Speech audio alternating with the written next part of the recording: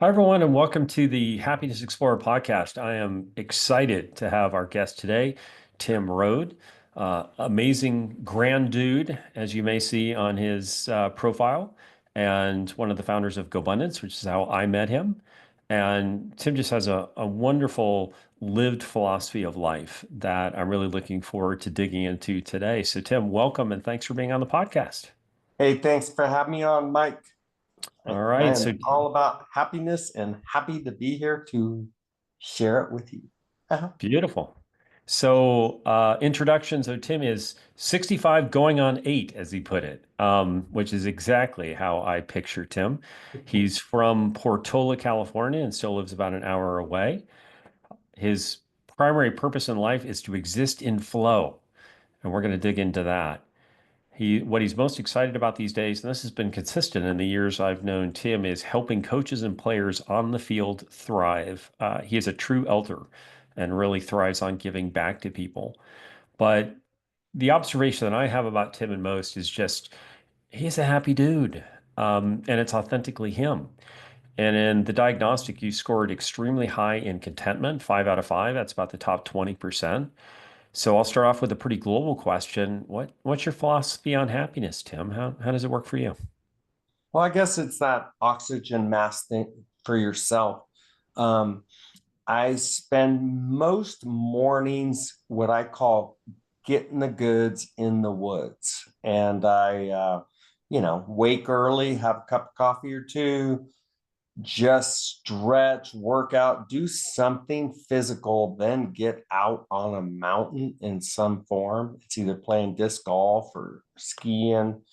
And I spend a lot of time quietly in nature, just observing and going up mountains or down mountains and just filling myself full of life and source connection. And with that, I feel like I get everything I need so I can be there for everybody else and help ensure, quote, peace in the kingdom. And that just means for the people that I most care for, my family and loved ones, I just want to be there.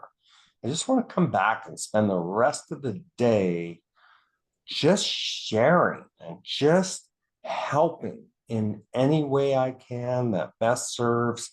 And that way, when the inevitable BS of life comes up, which it does daily for all of us, I feel I'm most prepared to handle it with composure and grace most of the time,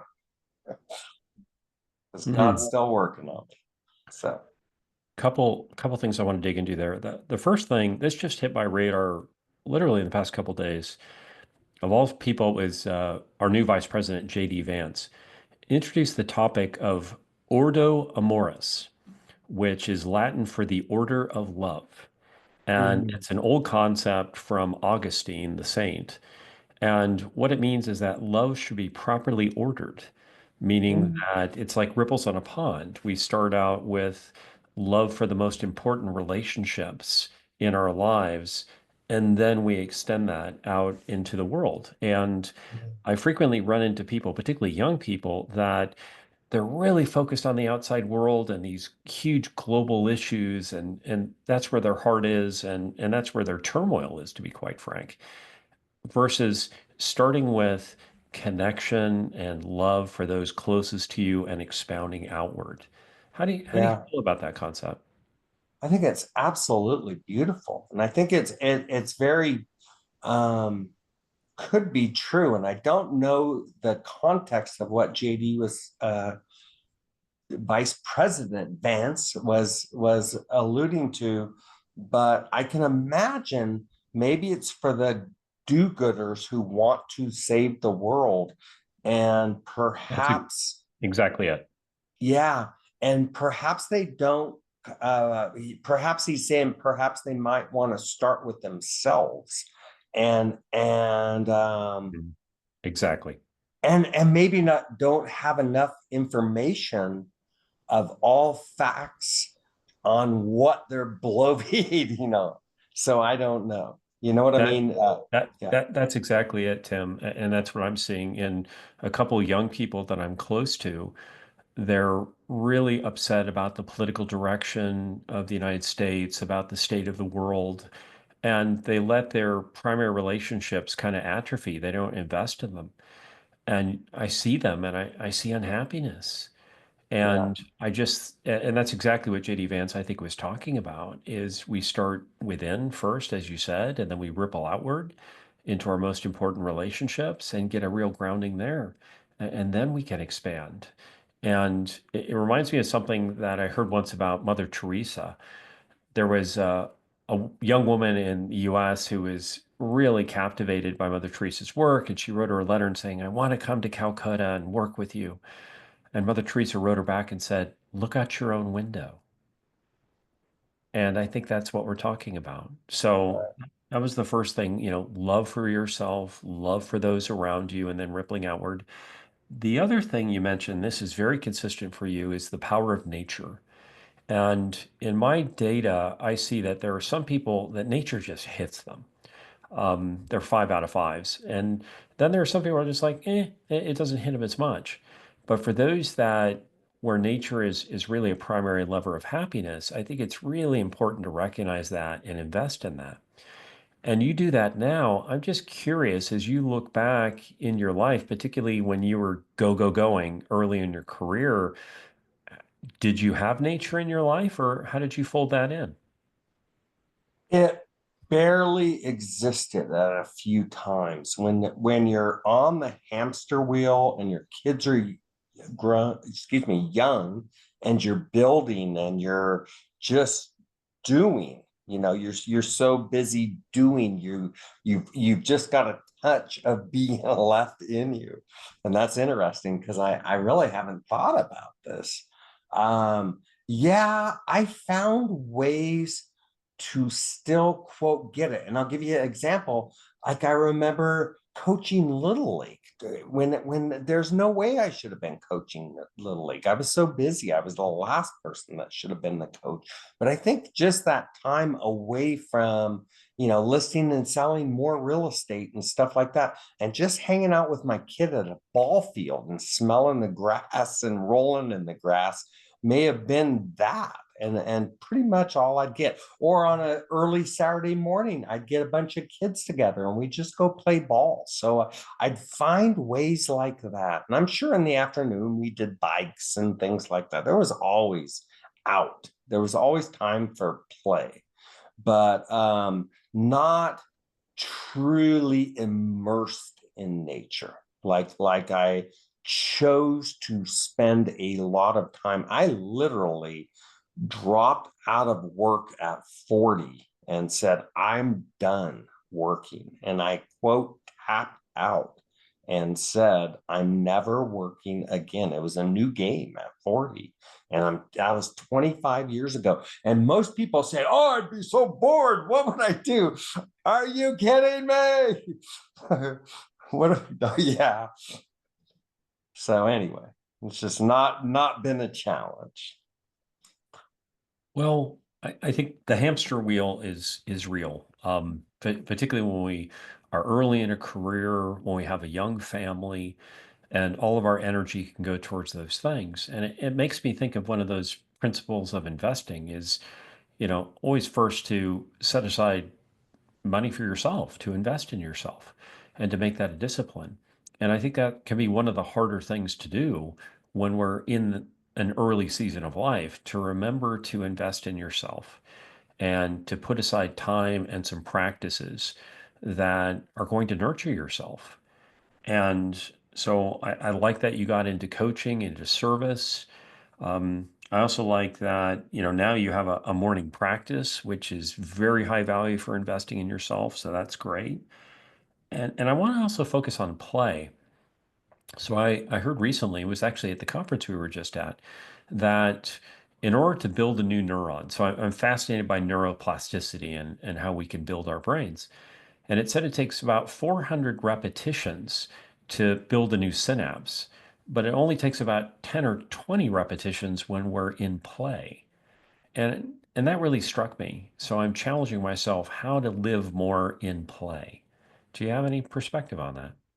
Um, well, I think that comes quite naturally for me. I think I make a game of everything, and I think I always have.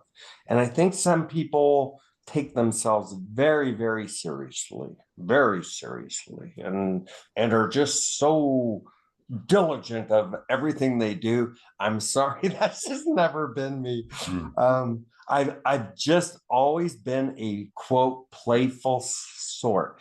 And when I got into real estate, nobody was going to work harder. Nobody was going to outwork me. I was going to, be there early, be there late, do anything that needed to be done, show people how much I care. And even if I didn't know, I wouldn't lie to you. I would say, oh, I have brokers who know that answer. I won't lie to you. I'll find out the answer, but I never will lie to you.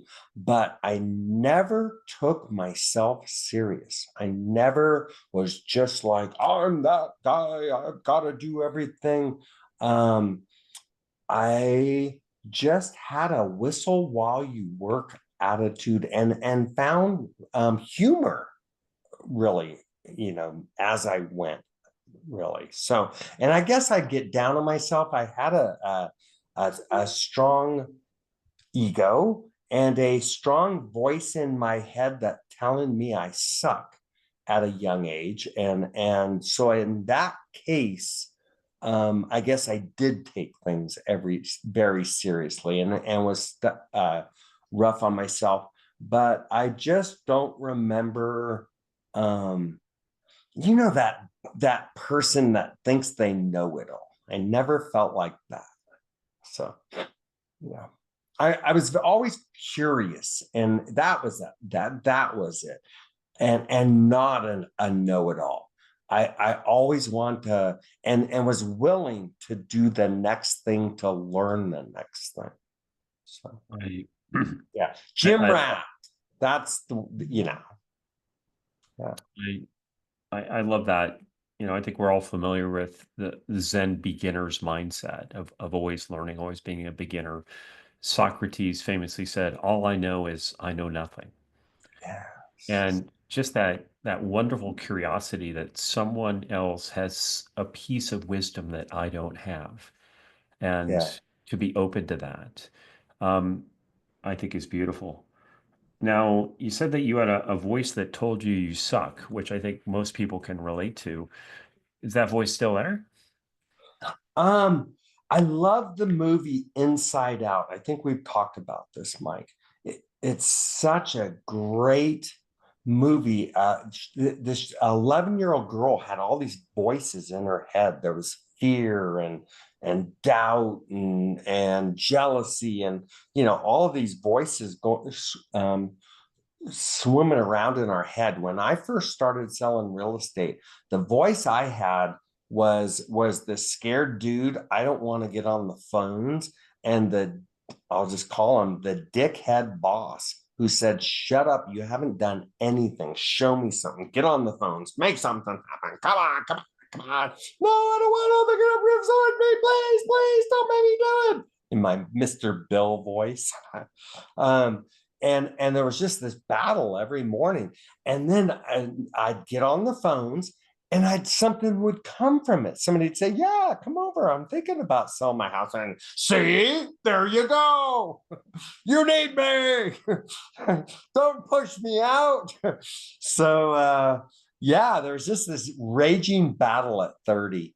And I kept in contact. There just been this inner dialogue going on night and day, and with a sense of humor added in and stuff, all this dialogue. And to answer your question, over time, that I called him I actually used this term in a book, The Quitter's Manifesto. I got rid of the dickhead boss. And at some point, this nice, gentle old voice came in and said, "Dude, I love you. You're a good man. I love how you care about people and how you're kind of a doofus. You should set your alarm clock last night. You wouldn't have been up a little late for this appointment last minute and having to text Mike. You know, these little voices are still there. But all in all, it was like, just let Mike know. He knows who you are. You know what I mean? It's just a much gentler voice these days. And rarely, and there are triggers today. There are times when I wake up or when I'll go, why are you like this? What is this? You know what I mean? Why where did that come from? But it's rare. And it's mostly I just see the beauty in life and all people today. I really choose to allow people to have their dignity and be themselves and be, well, that's kind of interesting, rather than judging. And I've done a lot of work with Janai Lane was a beautiful lady that helped me with my spirituality that let me know, no, we need those people too, Tim. You just think just because you're on this side of things and see that, that doesn't mean that we don't need them. Maybe we need destruction in our cities, and maybe that's a good thing. Perhaps you're looking at this the wrong way. Okay, I'll give that some thought, Janai. So anyway, yeah.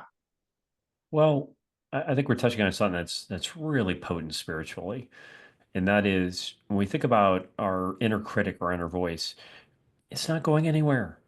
These are hardwired into our brains. They're defense mechanisms. They're ways our ego's trying to keep us safe. When that voice was telling you, make the calls, do more, it was trying to protect you. It was trying to make you successful, right? But the real leverage in playing at the next level is to have a different relationship with those voices. And I hear that in you, to have a gentleness with them.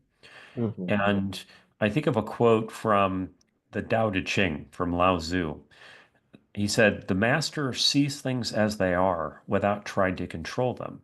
He lets them go their own way and resides at the center of the circle. And that is really deeply meaningful to me. I feel sometimes life is like a class 5 rapids, and you think about a skilled kayaker, and he's flowing. He's he lets those forces come and go, and he resides at the center of the circle. And the Tao's the source of the yin and the yang. We're constantly going to be having these forces, but to be able to see them, whether they're someone else that has a strong personality or someone we don't like, or it's our own internal voice, to be able to just see them and stay at the center of the circle and let them flow past. That to me is real spiritual mastery. And it sounds like you've touched up, you're It's there. even tougher when, as you're saying that, I'm thinking of the people in my life and having their ups and downs, and some of them having terrible struggles where they're holding on for dear life. Yeah. Yeah, and maybe one day they'll ask for help, and the next day will berate you for helping because they're in a tough place.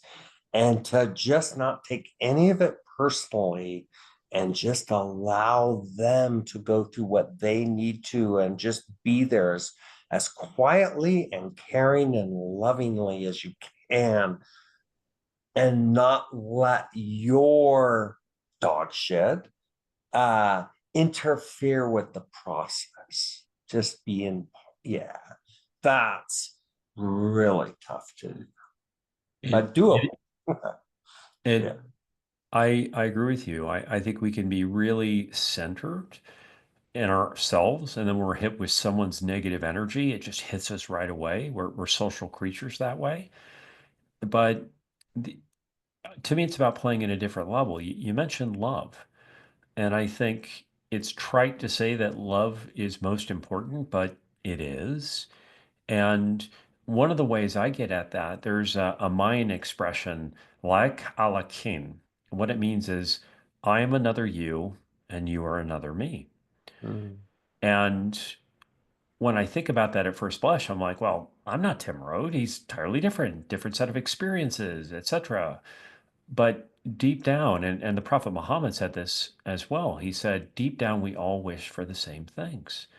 When you get to the core of people, our desire to be loved, to be accepted, to be safe, there's this beautiful purity that we all share, this beautiful commonality. When you get to the layer of the mind, our minds can be all over the map.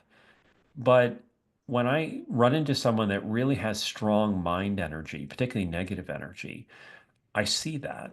But I choose to focus deeper and say, what is that essence of them? What's that beautiful essence within that wants exactly the same things I Mm. do?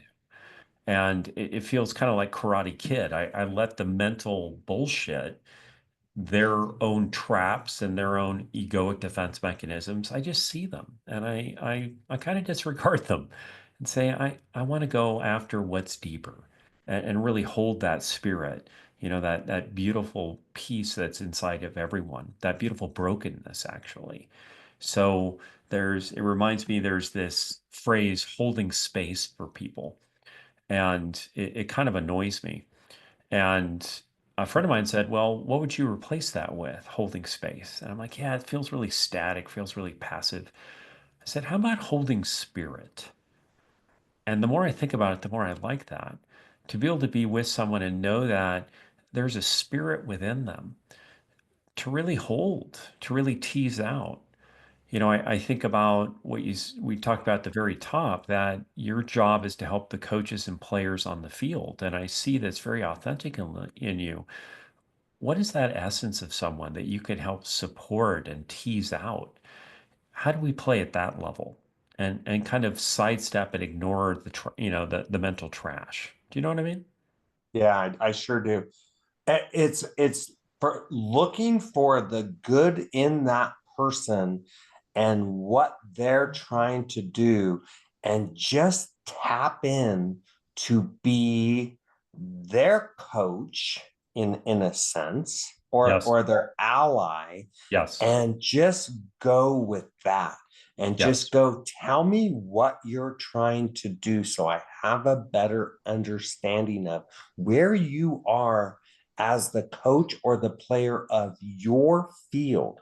And my goal in my mind is, and everything's a game. Go back to that. You said it earlier, and I was honest when I said everything literally to me is a game. And this game in this case is basketball.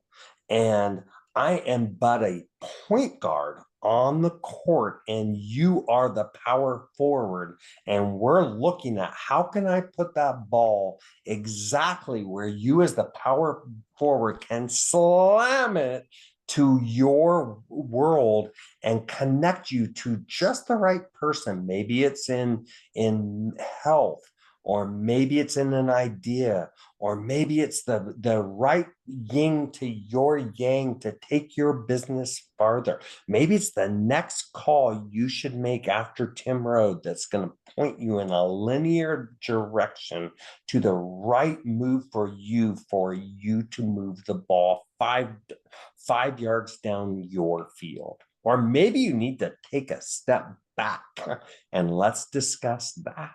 Whatever it is, I don't care. That's not the point. The point is you and what you're trying to do. And that's all I want to do. And that's why I want to be so freaking whole. When I'm on the call with you, I want to be listening and catching what you're not saying, and then maybe we'll go down that little rabbit hole. I don't care that, and it doesn't matter. The time is the time. The outcome is five yards down the field, or maybe it's a touchdown pass that I don't think so, because most people want to go straight up the elevator, and it's the answer is, what's the next step? It's not what floor are you getting off on. It's how can we move it this far, maybe. So anyway. So, a couple questions on that. First, when you are of service to other people, when you come off a call where you've really helped someone, what does that do for you? How does it make you feel? Um just so feeling good about serving. You know this, Mike. It's the gift of giving back. And by the way, I don't like I don't talk about this. I don't you don't go to a website that says, I just want to serve. I don't post it. I just had the best call with Joe Smith. I don't, no one knows about it that this is happening because that's true service when you're doing it just because it feels so freaking good. You know what it feels like, Mike? I walk out in a freaking and usually if I'm in Portola, I can just yell at the top of my lungs, that felt nothing great. That's how it feels. It's just a release, and it's just almost like an electric connection. And I've had these, for the last 20 years, especially as I was doing One Life, I was just always intrigued by other people's journeys and seeing somebody either lost or on their way and just helping them move the needle. And there's a guy named George Bitar that Clay Speakman spoke to in Snowbird. I forgot his name. I hadn't spoke to him in 10 years. And Clay says, hey, I spoke to George Bitar and he was saying great things about you. Like, oh my God, I forgot it. George and I are on a call next week. And I get to catch up with he and Michelle, who I haven't talked to in 10 years. And I have no idea what he's doing, where, how I can help him. But he's gonna get off that call and feel that I'm the same guy, just 10 years older with way more wisdom, than the last time he talked to me. I love it. A couple things come to mind. First, the Bhagavad Gita says selfless service is the supreme goal of a life. And I try and keep that in mind. It's how do I serve? And I ran into someone when we were in Snowbird, and he said, yeah, I met you 2 years ago at a meeting. And that was it. That was the end of the conversation. And I frankly didn't remember him. And he later came up to me and said, you said something 2 years ago that had a profound impact on me. And you just never know Yeah. what impact it's going to have. But to have that heart of service, to lock into the other person, to get out of your own head, to recognize, like, I believe that everyone is a special snowflake. Everyone has some genius inside them. It's very difficult to see from inside our own heads. And it's such incredible value and love to pull that out of people, to encourage that in people. And I think you do an amazing job of that. Yeah. I really appreciate it, Mike. It's funny because I often wonder what's next. Do you have another incarnation or another something big bubbling up? And I simply don't feel it. I feel no want for any, come on, Tim, one last mountain to climb. Nah, I just wanna hang out right where I am. And I think that showed up in one of our things of a want for what's next. I don't think I have that. I think I'm just so happy to be in my little tight knit situation centered around my 3-year old granddaughter. She's the star of the next show, and the family is just all around, and that's the Well, beauty. circling back to what we talked about at the beginning, the order of love, order amoris, you're really tapping into that and investing in those right around you. Yeah. Now, I want to go into some of those conversations a little bit. One of the things you rank really highly on in the diagnostic is a sense of knowing your mission, knowing your talents, knowing your zone of genius, and living in them. And that's a really important cluster. And I talk to a lot of people that are searching for what's my mission or what's my zone of genius and how do I live in it. And you have these conversations with people. Do you have any advice for people that are struggling to find their purpose or their zone of genius? What do you tell them? No, I find a lot of people who are questioning either where they are or has this played out, and you know, not not sure, looking for what's next. And I see that in others, and especially within our GoBundance thing, where maybe they were W-2 and they're looking for their own gig, or they've retired and they're looking for what's next and really haven't found it. And I think one of the challenges I have is I am so easily amused, I guess, where I could be happy doing pretty much anything. And I've done a really good job, truth be told, to having a lot of financial independence flowing in without my having to do a heck of a lot. So I guess I'm in a unique place where it really doesn't matter, and that makes it I'm really making sure I don't say the wrong thing, or hitting somebody, uh getting them down the wrong rabbit hole, which could be more detrimental than favorable for them. So I'm really conscious of just listening and not offering, I think you should go down this road, if that makes sense. I think I try to do two things. One, have them look at what options they are going towards and see if they make the most sense. And two, putting with people, good coaches like you and Daryl Putnam and Anthony Vigilante, other wise sages in our orbit that I think can actually point them in a good direction, if that makes sense. And set up calls with people that this is what you guys do, is help them with those things. So that's the best gift I can give, rather than saying, I think you should. I love that. One of the things I really focus on these days is really listening deeply and pulling things out of people. And one of the forms that takes is to really be courageous about digging into feelings about the inner life of people. And questions like, wow, what does that feel like? What was that like for you? That's interesting. Tell me more about that. You mentioned curiosity before. And we have loving curiosity towards people and just offer that space to draw them out. It's such a wonderful service. And I think that's something you do really well. Yeah, thank you. I appreciate that. It's I mentioned 65 going on 8, and you alluded to that.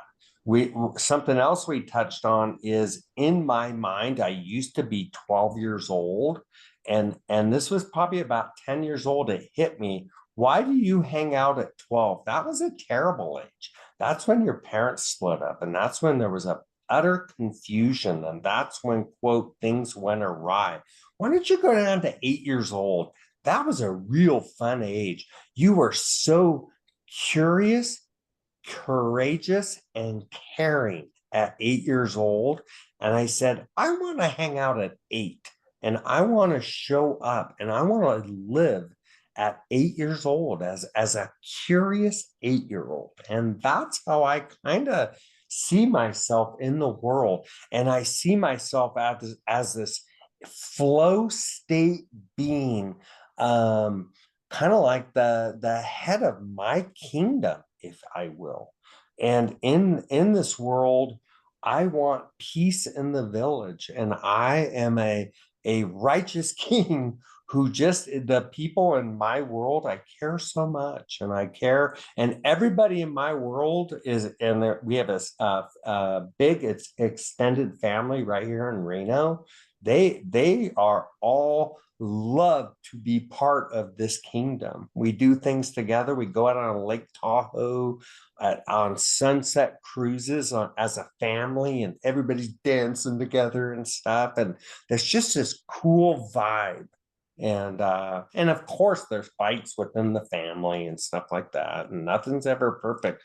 But this is how much I want to not be triggered and not be messed up. Is in my mind, I have my 42-year-old son on one leg, who's the COO of our family. He's got a hold of the left leg, and my wife Tina's got a hold of the right leg, and they're just kind of keeping me grounded. And whenever we have some challenges with our youngest son, and we have some ups and downs and stuff like that. Chris is my lobbyist. I just have Chris, my youngest, Andy, and I get together and we hang out, and I babysit his dog and we talk. But I'm going into the details of the ups and downs of things that Tina and I work with him. I let Chris do it, and it just makes things easier. And he's kind of like my conduit with the rest of the family, just making sure everything's just nice and smooth, and there's peace in the kingdom.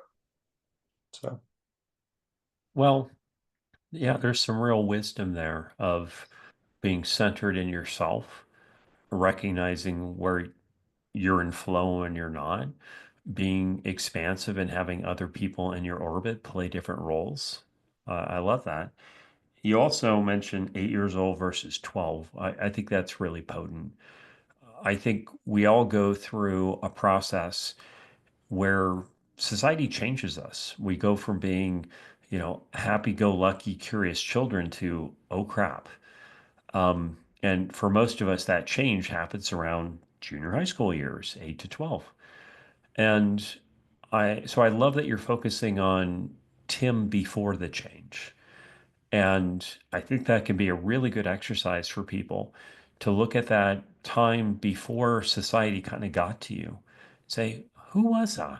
Who is the essence of me? And really spend some time reflecting on that, journaling on that, and then making the decision to go be that person again. I love that. I want to touch a little later than that. By 15, I was just I was goal oriented, and I was going to get drunk or stoned every day of the year. And I was a lost soul, just Mm, absolutely. I think that was my lowest point of my life. You know what I mm, mean? From a spiritual place. And I'm just, here's my cards, you guys. Yeah. So it went awry. My report cards say it. Like the year that you could just see when my mom left. I was a B student, and I never was again. I never even just I barely graduated high school. I started coming back to life the second my oldest was born. You know what I mean? Up mm, until then, I don't think I really had much to live for. And then the big guy, kind of came in and said, dude, you put somebody into this world. you you have ownership, and you better nut up and start being a man. So, yeah, mm. I love that. I, yeah, I want to I want to touch on trauma and growth. So, in your diagnostic, you report that you experienced severe trauma, but now the negative impact of that trauma for you now is zero. You've cleared that trauma, and it's had a net positive impact on you. And I know you've had trauma a couple times in your life. I'd love for you to speak about that and what the gifts of that trauma have been for you. yeah. I think, and I don't want to blame a single person, but I think our parents can definitely have a negative impact on ourselves. My mom was an alcoholic. I'll just put it blunt, and was a narcissistic or alcoholic who did cruel things to the whole family, really. And I've done some. I guess a lot of time out on mountains and stuff like that to think things through. But that was the first trauma I went through, is when they split up and how they treated each other. And then I went through a divorce with Chris and Sarah's mom when I was young. And she and her husband Dan are part of our extended family when we're all on the boat together on Tahoe and dancing. Uh, Dan, Kim, Tina, and I go to concerts together and all do one big happy family together. And we all have gotten through that. So I've gotten through those two, the um, what childhood trauma, Kim and I splitting up, and then the last 3 years I had some, like my elbow went out, I had femoral artery surgery, and I had a freaking stroke 2 years ago, and that was, some serious trauma. And just trying to heal, I could not have this conversation for months. I had to do speech therapy after my stroke just to start talking normal again. So that was very traumatic, and I worked my butt off after the elbow surgery, the femoral artery surgery, my stroke. Each time I had to rehab it to get back to a base level. And this last year, nothing happened. And I worked with our good friend Ryan Kennedy from Gobundance, and he's helped me through tests and through strength training and just through hard work and discipline get stronger and stronger. And this year, my goal is to ski 100 days, 12 months out of the year. And today I'm going to do day 53. And I'm still goal oriented. I'm still the guy I was at 15. Here I am, 50 years later, still freaking goal oriented. My goals have changed, and I will do 100 days. I will ski 12 months out of the year, and I will spend a lot of time on the phone, and I'll babysit my little 3-year-old granddaughter Kalia every other week, and all these little things I do day in and day out. And I just feel like, for the most part, I am very whole now. And I'm on the other side of some terrible trauma that almost took me out. Um, but I just feel like now I'm doing the right things to have the next 25 years or the fourth quarter of my life to be full of joy and love and as little triggering as possible, just to sit up in this place where I'm as whole as I can every single day, as much as I can. Here. I love that, Tim, and that feels very authentically you. I want to go back. So you've had these myriad traumas you've gotten through. Is there a recipe for how you, now in retrospect, have gone through those traumas to get the gifts from them? Has there been anything that you've discovered? Yeah, there's I'm gonna rip off the Oakland Raiders. Just move, baby. Just move. Don't sit still. Don't take it that line down. Of course, you got to heal. Of course, you got to go backwards to go forward. But when I had my stroke, the first day I was I had some good people that got me to, I ended up in Texas. I can't remember the name of the hospital, but wherever I was rolling down their corridors doing freaking wind sprints in the hallway with no one was looking. I just wanted to, my senses said, keep moving, Tim. Just move. Just move. That's what most people do. And don't listen to what they tell you. Oh, they told me I'll never walk again. I'm going freaking skiing. They told me your leg is screwed. They misdiagnosed you. You know, I'm sorry, but they treated you for sciatica as your foot was falling, was dying. They weren't getting any blood flow to it. So I had to have a femoral artery surgery. And they told the doctor said, you'll probably never walk. If you can use that foot, be happy. And it's pretty screwed, but I just don't listen to it. It's just I tell it, you're along for the ride. There's nothing you can do. Just shut up and get in the ski boot. You're going. So That's great advice. It reminds me I was in ski lift line when we were in Snowbird, and this elderly gentleman in the singles line comes up to me, and I have a white beard, and he said to me, I always like to ask guys with white beards, how old are you? And I said, I'm 59. And he was a very vibrant looking guy, and he said, I'm 86. And me and my friend were just kind of blown away by this guy's vitality. And we said, what's the secret? And he said, never stop. And I hear that in exactly. you. Exactly. I have so many maladies. They're all over my body, and they seek to give me information, and I Yes. listen to the information, but I say, yeah, yeah, that's really good information, but get in the boot. I, You're I, going. Yeah.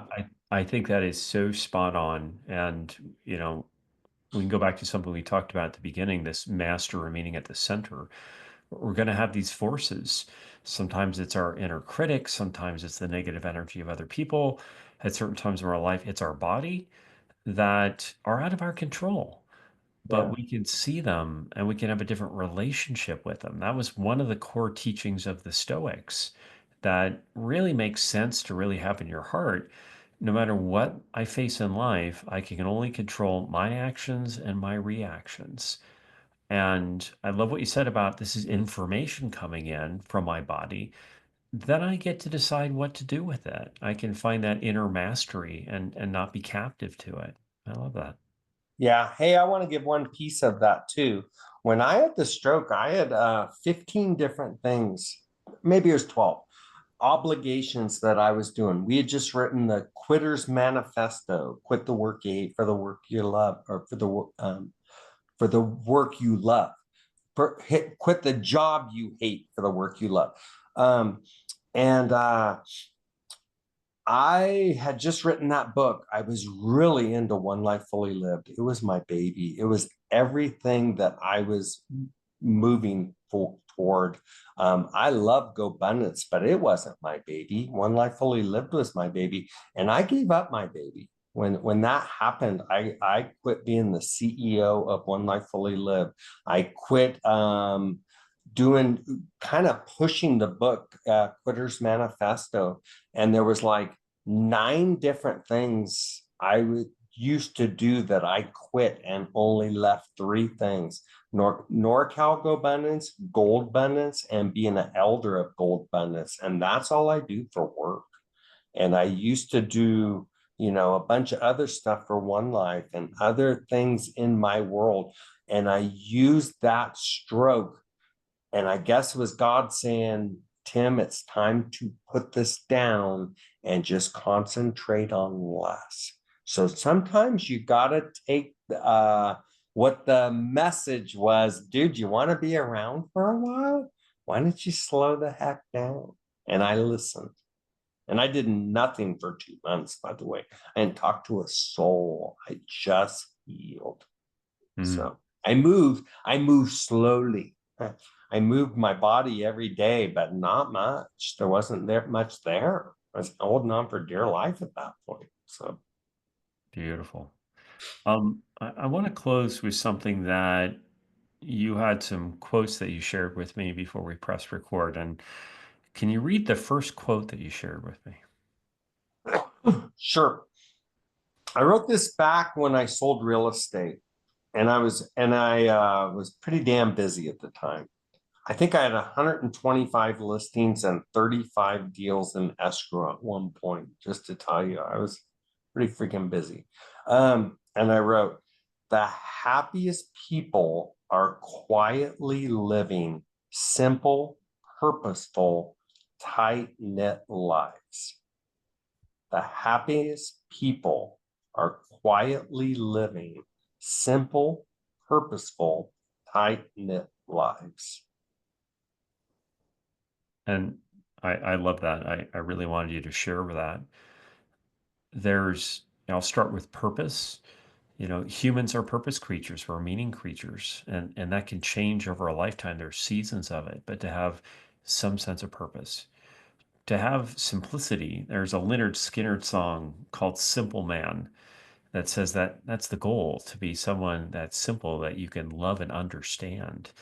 And the wisdom of that has really hit me over the years, both simplifying our lives, but also just simplifying spiritually. And then lastly, connection, that tight-knit connection that is clear from how you're living your life.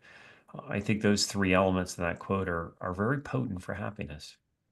Thank you. Yeah, no, it's and I like how it's just all it it's kind of like this flow box of it lets you know who's on that wild ride down those class five rapids, who's in the boat with me. And we're all just got this, you can just see the water pouring over. And I see one of the kids, Briella, she's like 11 years old. She's got a big old water splashing, and Caleb's right there. And yeah, that's all part of the extended family, and we're all in that boat together. So yeah. Beautiful. So, what are you doing later today, Tim? I am going right after this. I'm making me some breakfast. I haven't looked because I got up late, but I believe they got another 5 to 9 last night. And I'm just going to go climb a mountain. I don't feel so good, so I'm not going to climb all the way to the top. And it's also a avalanche day, so it's not wise to go to the top for 2 reasons. So I have no idea how long. Sometime between an hour and a half, and I'll probably get out there and spend 3 or 4 hours. But I got something going tonight. Yeah. So anyway, it's just all make believe as I go, and then I'm going with a good friend out for dinner tonight. So all is good. Nature, connection, these really important themes. And I knew when I asked the question that that's what you would be doing. So Yeah. beautiful. Yep. So, Mike, this has been a pleasure, man. Thanks for what you do. And thanks for all you do, just teaching us how this all relates. You've done a lot of work on the background and puts it all together. And I go, whoa, that's profound. So, Mike, I want to thank you for all you do. And anybody listening to this, you know what I'm saying. This guy is just such a gift in our world. So, Mike, thank you for all you do, buddy. Thank you, Tim. I really Yeah. appreciate that, my friend. All Yeah. right. Go. Thank you so much. And go get those goods in the woods, my friend. Thanks, Mike. Talk to you. Bye bye.